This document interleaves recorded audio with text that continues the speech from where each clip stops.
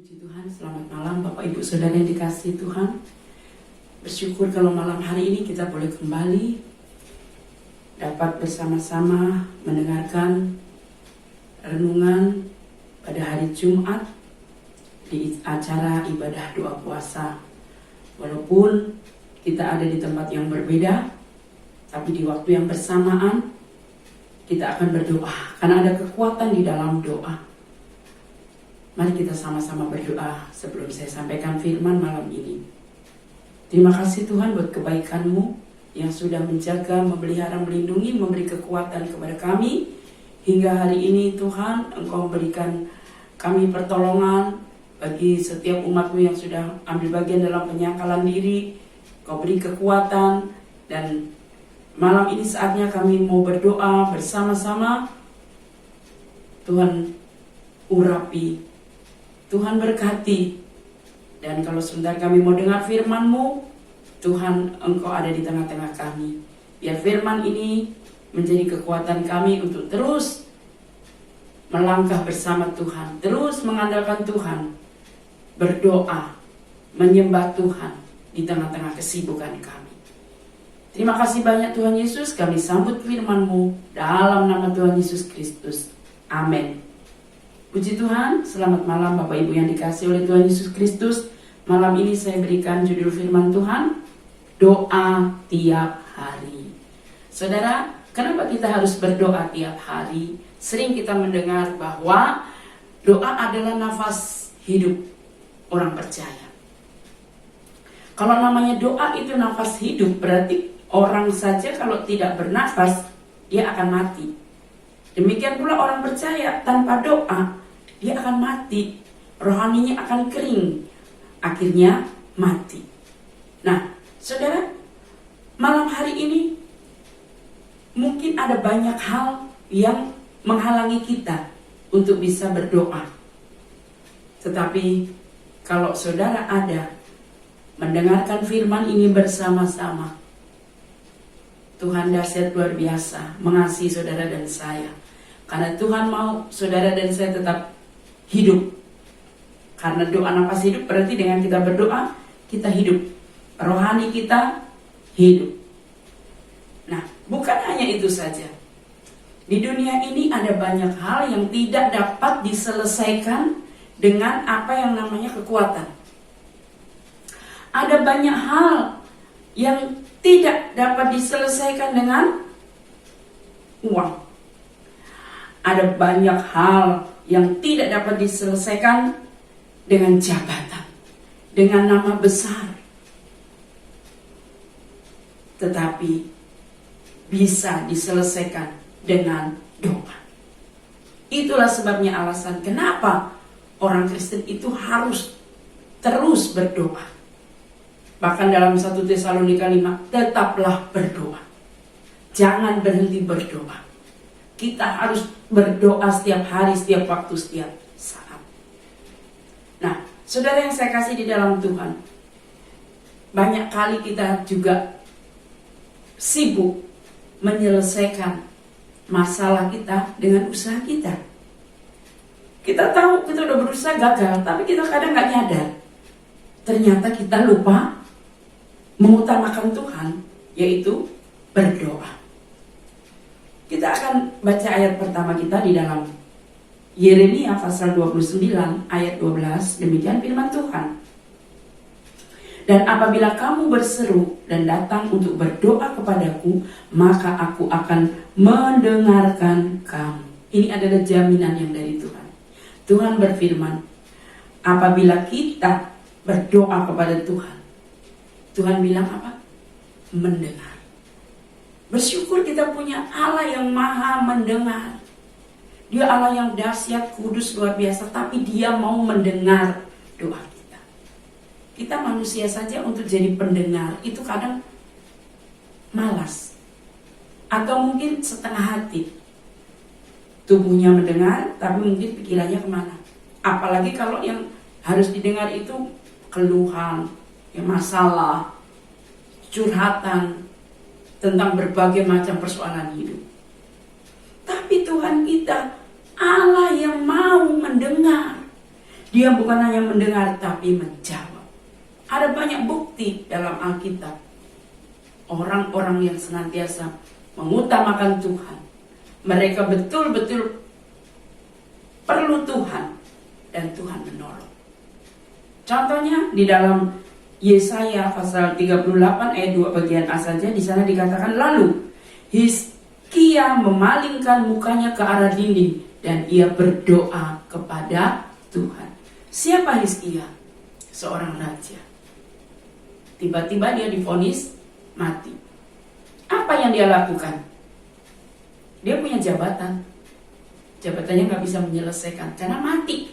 Siapa orang yang bisa membeli apa itu supaya nggak mati? Dia punya kedudukan, tapi semua itu nggak bisa menyelesaikan masalahnya. Karena Tuhan bilang kamu akan mati.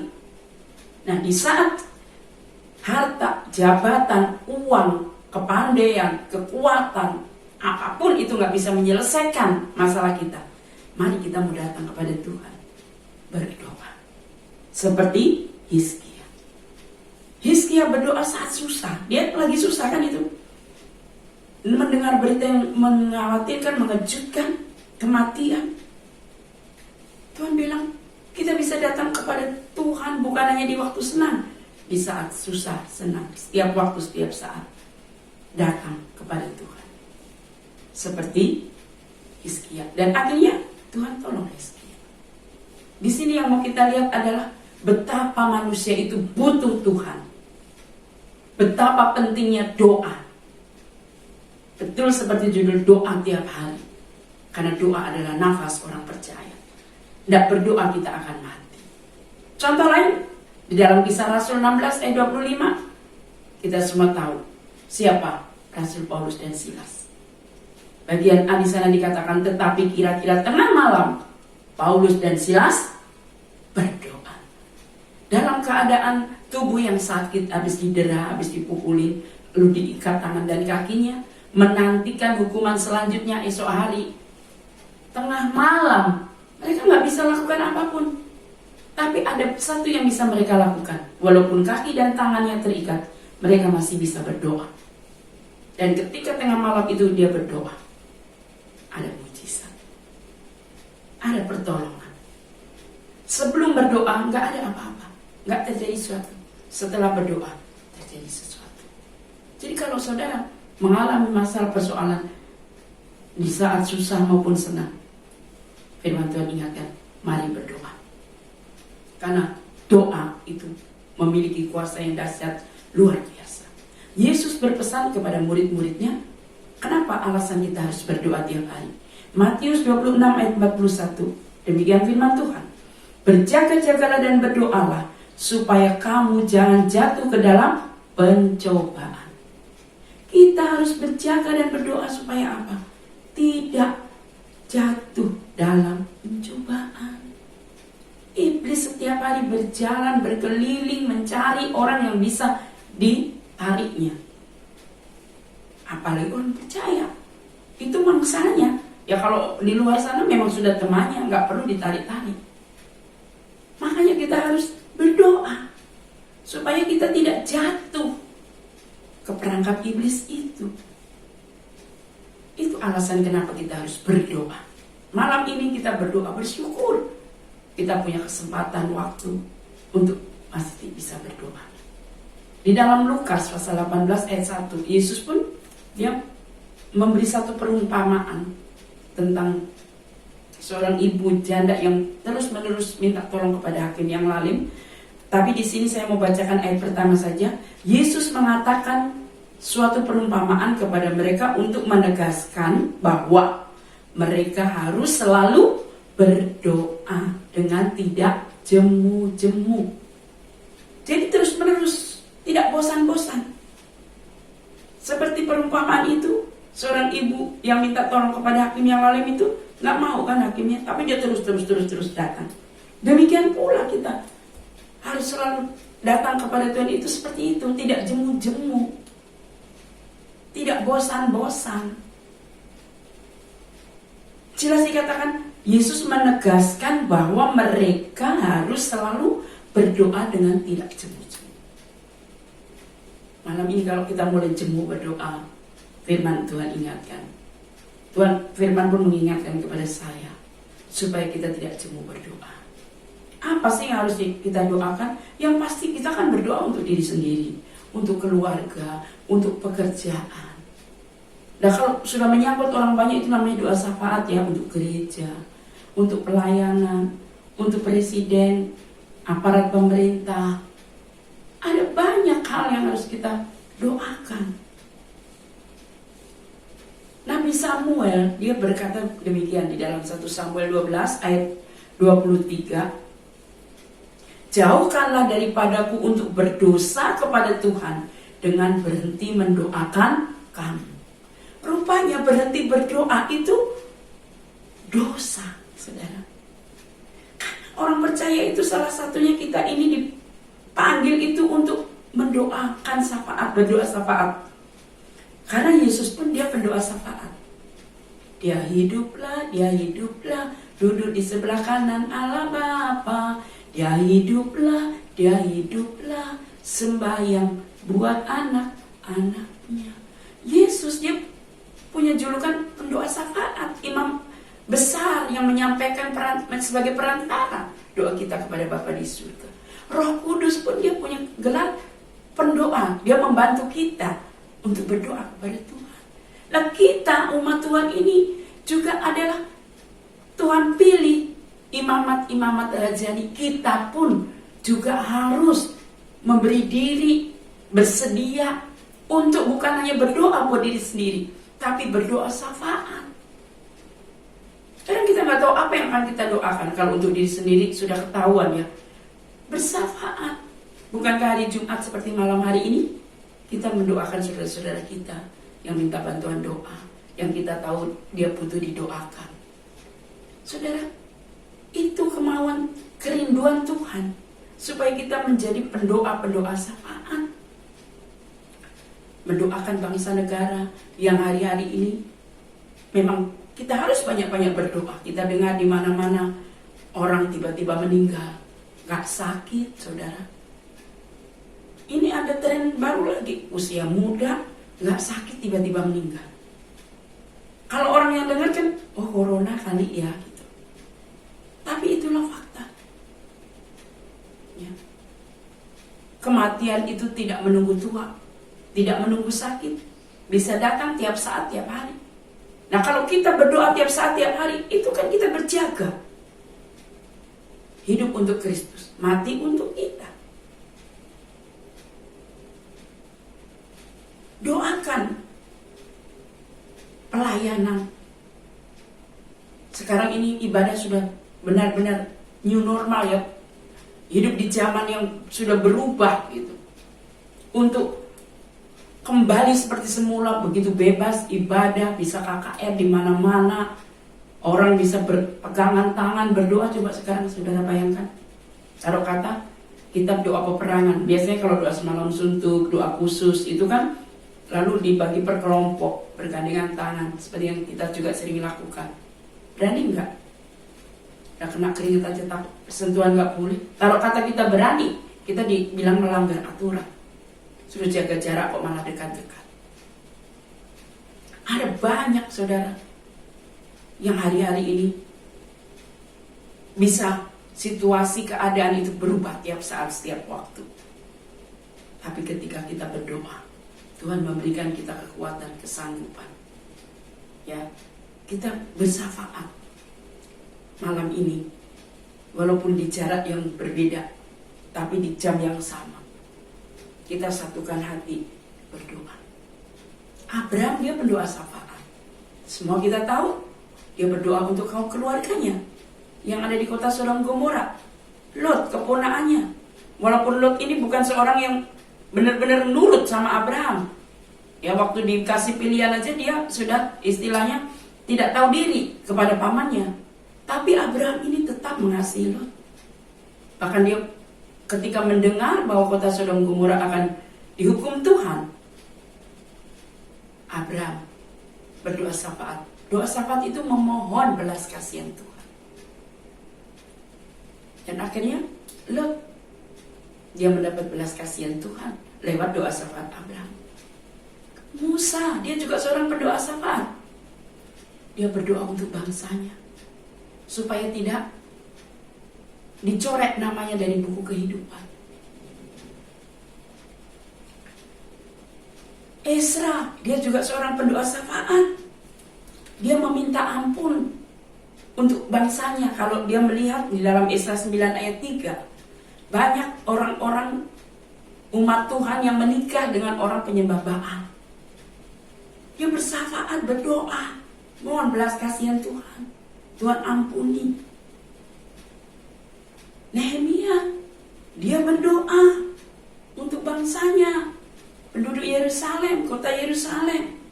Esther, dia pun berdoa untuk kaum keluarganya dan bangsanya, bangsa Yahudi. Yesus, tadi sudah saya singgung, dia berdoa sampai hari ini untuk saudara dan saya. Sebab itu malam ini Bapak Ibu Saudara yang dikasih oleh Tuhan, mari kita mau satukan hati, berdoa. Bukan hanya untuk diri sendiri, ya doa itu kan begini ya, yang paling dekat diri sendiri. Tapi juga paling kecil nih, orang paling jauh, orang miskin, orang yang butuh pertolongan, bahkan pejabat-pejabat, ya, pemerintah. Mari kita mau berdoa untuk bangsa negara. Dalam Kisah Rasul 12, kuasa doa syafaat itu luar biasa, saudara. Kisah Rasul 12 ayat 5. Demikianlah Petrus ditahan di dalam penjara, tetapi jemaat dengan tekun mendoakannya kepada Allah. Saat Petrus ditahan, diikat, kakinya dibelenggu, tangannya, jemaat berdoa. Kalau saudara dan saya masih melakukan kuasa doa, apa yang terjadi saat jemaat berdoa? Kalau saudara baca ayatnya yang ke-7, tengah malam ada cahaya terang, malaikat Tuhan menepuk Petrus, tiba-tiba gugur itu rantai yang mengikat tangan Petrus. Lalu malaikat itu membawa Petrus, menuntun keluar, dibawa ke rumah jemaat yang sedang berdoa.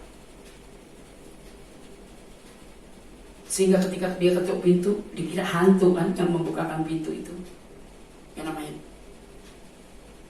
pegawainya di rumah di situ.